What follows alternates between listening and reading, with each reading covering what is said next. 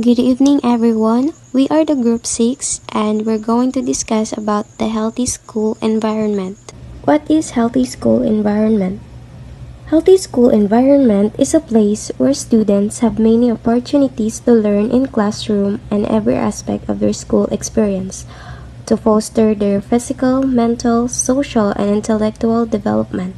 As we all know, that school plays a vital role in developing and supporting children as they grow and learn. So having a healthy school environment, it can effectively improve health and educational outcomes and lifelong learners. But not only that, it also supports the development of students' competencies. For example, critical thinking, problem solving, decision making, personal management, collaboration, and leadership.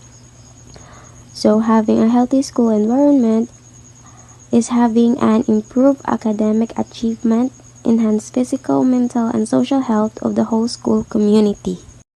Next is physical environment. It refers to the level of upkeep, ambient noise, lighting, indoor air quality, and thermal comfort of the school's physical building and its location within the community. For example, sa classroom, we have a classroom design or decoration, color, lighting that will make a whole classroom, right? So, this physical environment I've mentioned contributes safe, clean, and comfortable surroundings for students to learn. It's because it leads to a positive learning environment where students will be more motivated, engaged, and have a higher overall learning ability. Next is physical plant. It is known as physical facilities for education, comprises lands, buildings, and furnitures, includes physical facilities and teaching spaces and ancillary rooms. Just like, for example, para sa school buildings for academic and non-academic activities, classroom, library, laboratories, and also equipment for academic and non-academic activities, areas for sports and games, of course, landscapes, farms, and gardens, including trees, roads, and paths, or anything that you can see in school that can motivate students towards their learning. So there are 4 importance of physical environment. So first is physical environment is related to both students' achievement and student behavior. Why it is related to students' achievements and behavior? It's because having a well-maintained and safe environment, it will be able to foster students' ability to learn, to improve achievements, and also to exhibit appropriate behavior. Second is having a decent, safe, and secure facilities are essential to successful educational program. So if school are having these 3 essential to successful educational program, nag-create siya sang positive environment for teachers to teach effectively and for the students to learn, and also for their overall health and well-being. Third is physical environment is related to teachers' levels of absenteeism, effort, effectiveness in the classroom, moral, and job satisfaction. So if physical environment is wala na achieve sa isa ka school, it will lead to teachers' despair or frustration. Why? For example, gakalak sila sa school facilities. So, it limits the ability of their students to achieve learning and extracurricular activities, and of course for teachers, ang ilang motivation sa pagtudlo is math written. So that's why physical environment is very important to the school community. And last is physical environment of schools is often mirrored by the physical environment of the surrounding neighborhoods in which they are located. For example, ang mga school na located from poor areas, it is expected nga hindi gid sila fully access ang physical facilities in teaching. For example, school buildings, mga equipments for academic and non-academic activities, areas of sports nila, wala man sila maayong lugar. So, ang results sina, it will affect students' academic performance because school facilities is one of the factors in supporting students' learning achievements and for teachers' performance in teaching. Our next topic is all about the components of physical, plant, and facilities. Okay, so we have here the primary functions of educational facilities is to provide the proper school environment that is most conducive to effective teaching and learning. We have here also the functional and effective educational facilities are developed, operated, and managed on the basis of comprehensive plan of action of the school prepared by all stakeholders in education in the community. So next we have here is it shall include sound educational facility planning and design process principles too. We have here to maximize collaboration in school planning and design. Letter B is to build a proactive facility management program, and C, the plan schools as neighborhood scaled community learning centers. So in the other words, the school always do more planning and able to create programs for more developments. So we have here the other components that we should consider about school and facilities needed. So we have location, the campus, the student center, the space, and the school maintenance, which we will discuss. So let us first discuss about the location. Okay, so location, it should be located in a wholesome environment. It should be safe from traffic and transportation hazards, and free from noise, dust, smoke, and other undesirable elements, and also adequate to meet the needs of the present school population and its future expansion. So, in this topic, it talks about that schools should always rely on this one because of what? Because of the safety of the people in the school, and we should have a school friendly environment. It should always be provided with adequate facilities for drainage or a sewage disposal, and the school should be accessible to present and anticipated school population by means of public transportation or a school bus. It should have a satisfactory road network and sidewalks. I think you have already get it because it is just a self-explanatory. Say the second is the campus. It should be so planned that it would adequate the intellectual, social, physical, and cultural interest of the institution. It should be kept in a good condition and physical appearance, just like our medical and dental clinics. So, a medical and dental clinic should be properly set up, strategically well ventilated and lighted and screened and provided with clean water supply. It should be provided with basic equipments just like the medical supplies, the beads, and the cabinets and linings. But sad to say, not all the schools have these facilities na kompleto gid na may ara gid mga equipments, but I think kani siya nga topic no, it is an open maghambal sa aton yan no nga dapat gali ang every school we have this clinic gid nga kan nga grabe gid mag-provide sa mga needs sa estudyante no, sa amo na siya. So next is the classroom. The size and the number of classrooms should be sufficient to accommodate the student population. Classrooms should be adequately equipped with the required furnitures and the blackboards. So we have also that should have a pleasant atmosphere, lighting, ventilation, general appearance, and acoustics should be satisfactory.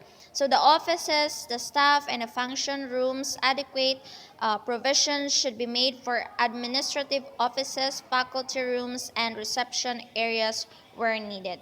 So the school facilities improve the quality of the study environment in the school, so thus improving the quality of education. So for example, if the classroom layout considers the room's acoustic, then the students will be able to focus and concentrate more on their studies, with teachers facing fewer distractions. So schools can also be better utilize outdoor space by installing outdoor canopies or waiting sheds so students can hang out during breaks. So whatever the weather, this provides opportunity to relax outside the classroom and allows them to refresh and refocus when returning to lessons. Next is the Student Center. The Student Center is available where students can make wholesome interaction and listen to good music, play table games, watch TV programs, and etc. So, food services unit or canteen clean and sanitary food services unit. So, in this case, canteen must be set up and managed effectively. So, it should serve balanced yet affordable meals and snacks to the school community. So dapat importante gid pud no nga ang school bala no, it should be a student centered nga ang mga focus sang mga programs and facilities sa school kay tupa gidayon niya sa mga estudyante. Ilabi na when we talk about health. So importante gid nga may ara pud ta no, school canteen nga clean man kag manami man ang mga foods nga gina supply no, sa amo na siya. Okay, so next we have the space. So we have here the instructional space. So we have academic classrooms for elementary and secondary. We have also science laboratories and general science, mathematics, biology, physics, and chemistry. So we also need to consider this one.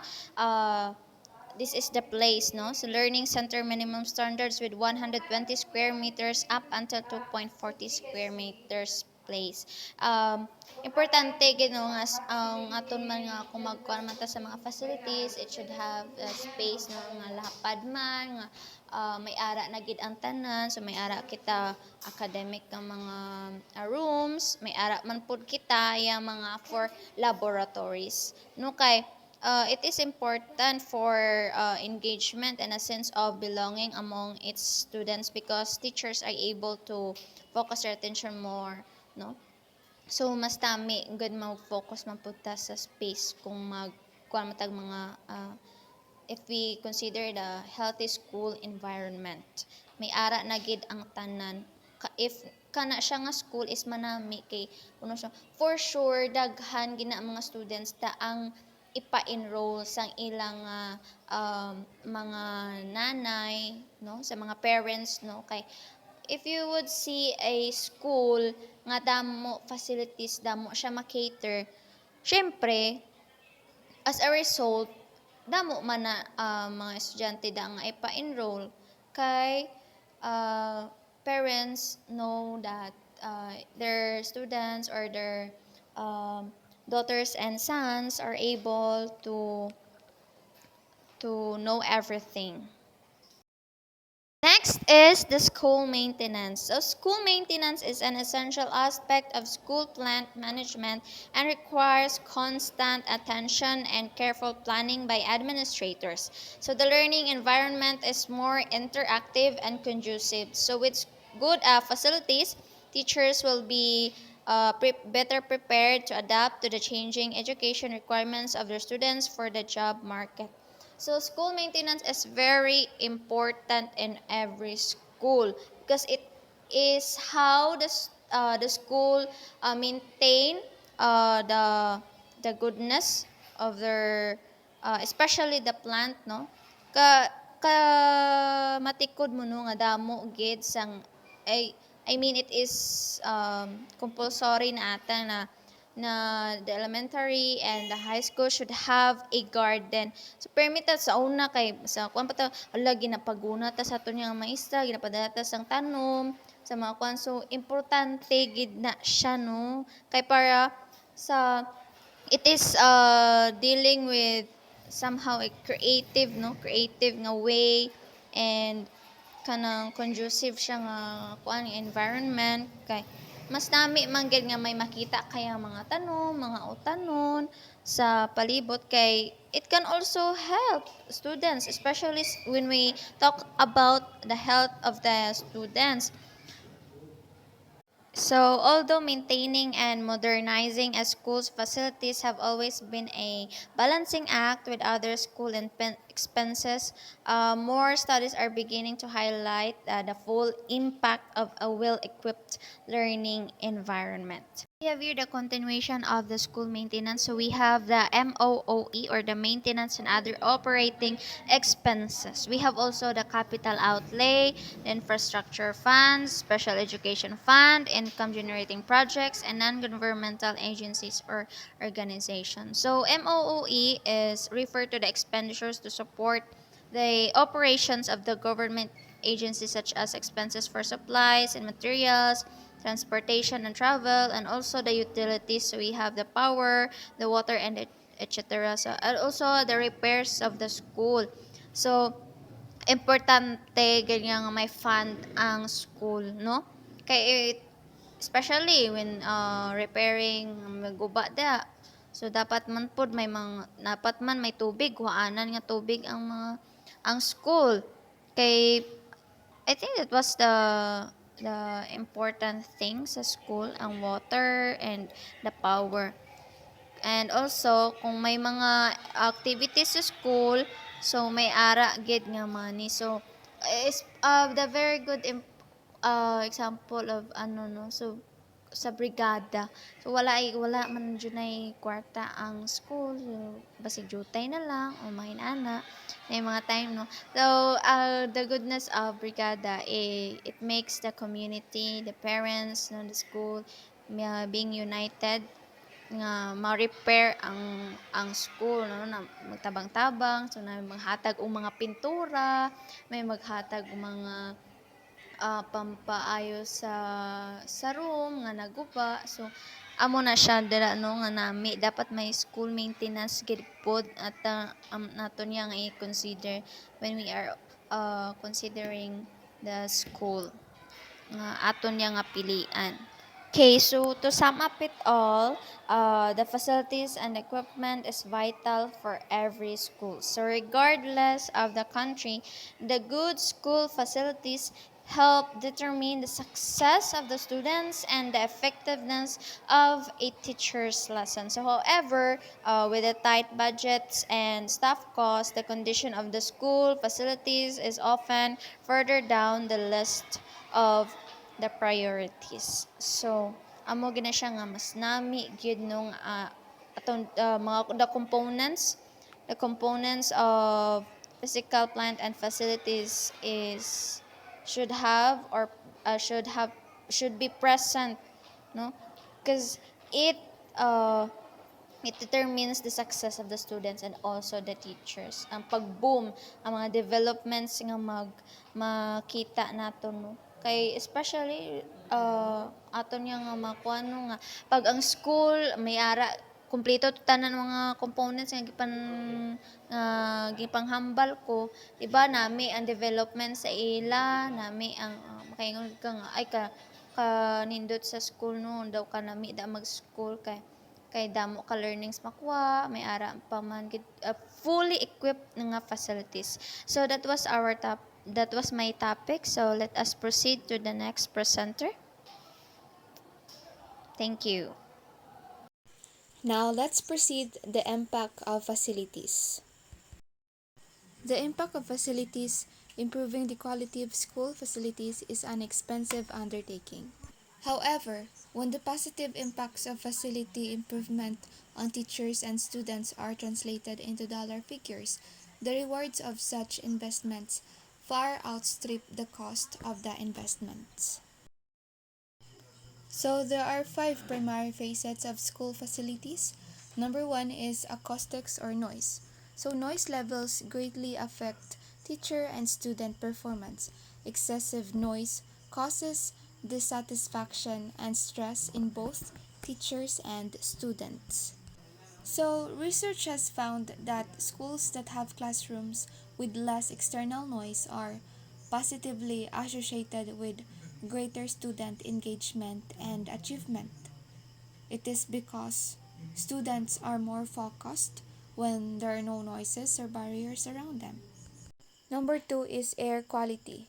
Indoor air quality is also a concern because poor air quality is a major contributor to absenteeism for students with asthma.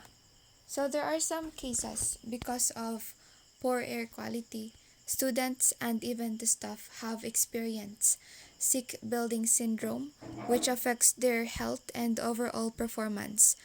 Bacteria, viruses, and allergens are the most common factors that cause children and teachers to be more susceptible to illnesses. Number three is lighting. Artificial lighting has negative impacts on those in schools, while natural lighting has positive impacts.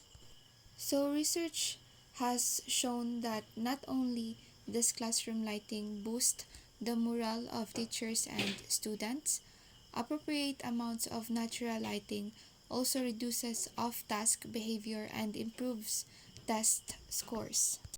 So there are instances that those students who are more exposed to natural daylight may enhance their mental skills and faster in reading than students who were taught in the environments with the least amount of natural light. Number 4. Proper temperature and control of temperature. Anyone that has worked in a classroom or office that is too hot or too cold knows how difficult it can be when trying to work when the temperature is uncomfortable.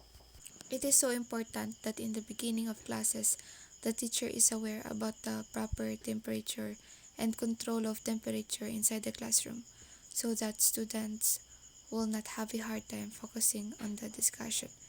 This is also important to maintain a healthy school environment for students.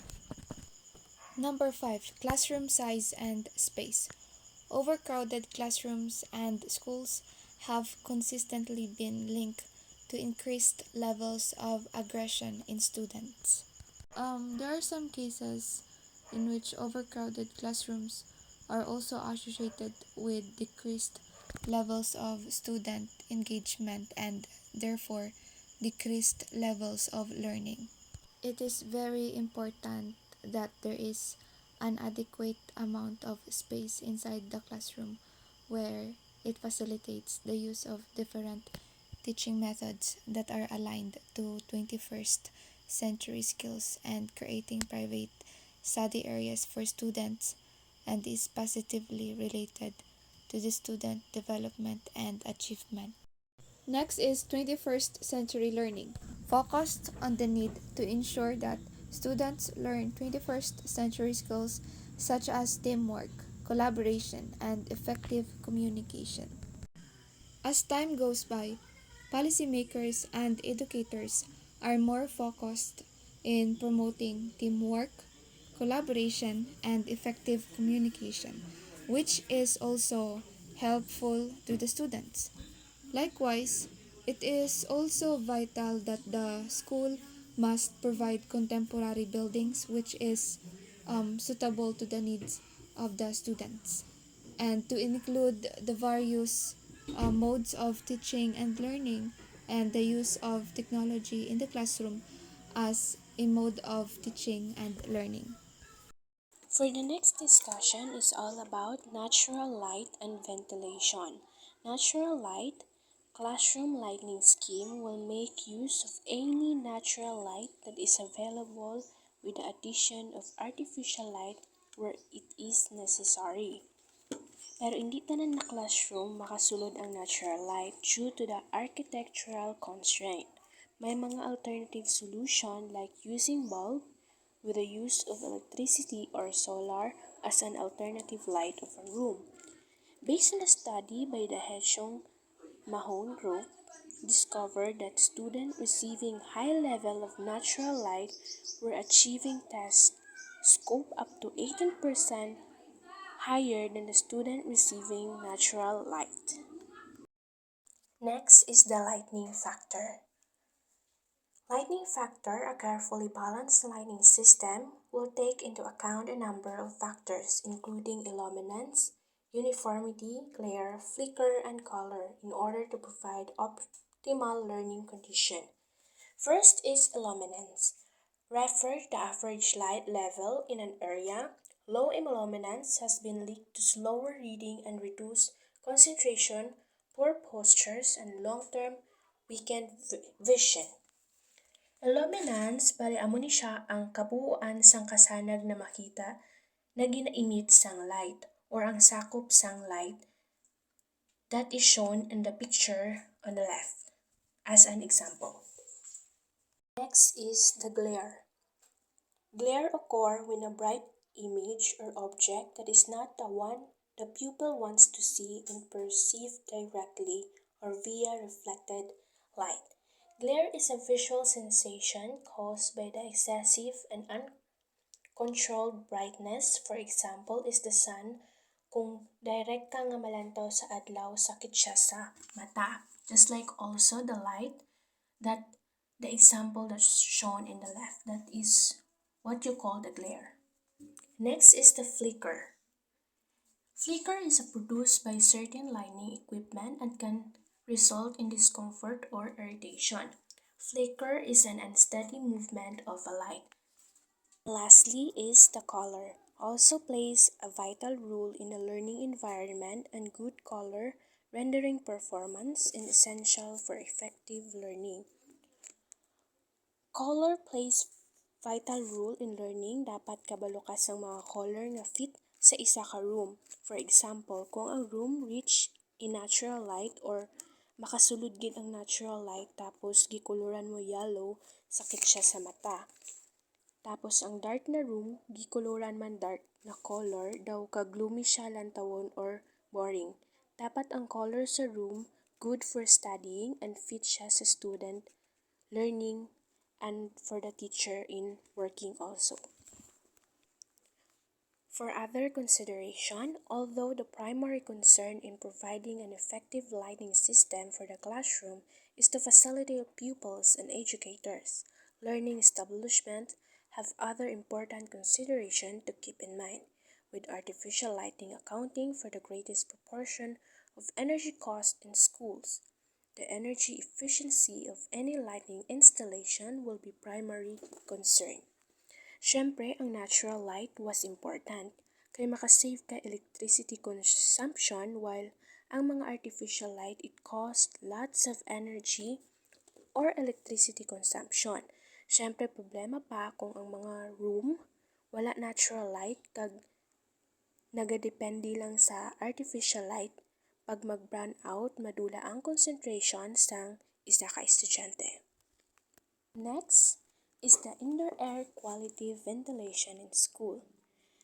The matter of fact that most of us spend up to 90% of our time indoors and remain unaware of the quality of the air that we breathe in indoors, be at home, schools, at work, or other indoor areas. Most of us spend lots of time indoor than outdoor. Study shows that indoor air can be as much 50 times more polluted than outdoor. Pollutants that are naturally emitted from everyday items, namely carpets, curtains, furniture, and even cleaning products. At high level, these pollutants can cause health problems including asthma and eczema.